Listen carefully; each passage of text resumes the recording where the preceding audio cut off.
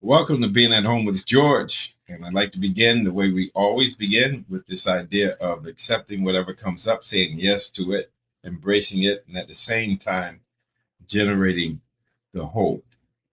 And so this week, I found myself fascinated with this word serenity or serene.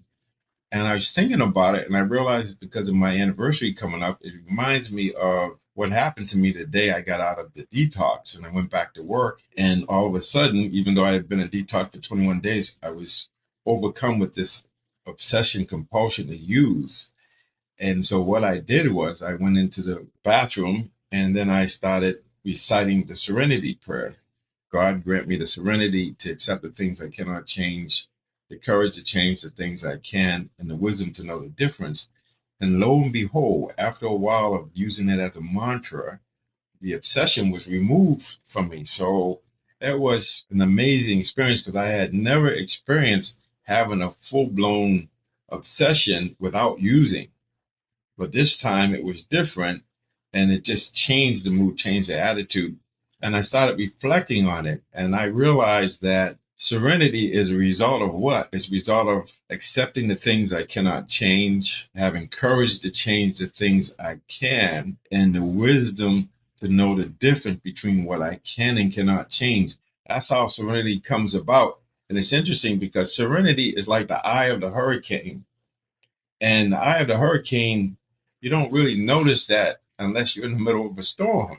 And so there's a juxtaposition between having anguish or having gone through a tremendous ordeal or feeling so much unease and pressure like that of wanting to use and realizing that it's right there where that storm is, that there's a place in the middle of it that is the eye of the hurricane that allows us to just be at rest and be at ease, to have equanimity, not being compelled by fear or desire, but holding our center and being in a place of ease, of equanimity, of centeredness. And it's interesting because I named my LLC the Eye of the Hurricane. And where did that come from? I remember watching Michael Jordan before I worked with him, and I noticed that as the game got more intense, he got more calm. He got more at ease. He became more serene. And so I wouldn't be surprised if on some level he was accepting, saying yes to everything, and then generating a hope and having the courage to change what he could change, what he could control. And that's his mind and his attitude and his effort and bringing his knowledge to bear. But there's a creativity and a wisdom that comes out of that. And so he embodied what I meant when seeing him. I'm saying he's actually getting calm. Everybody else is getting more stressed out. He's getting more at ease. And so I just wanted to share that because we all have that ability. We have access to that.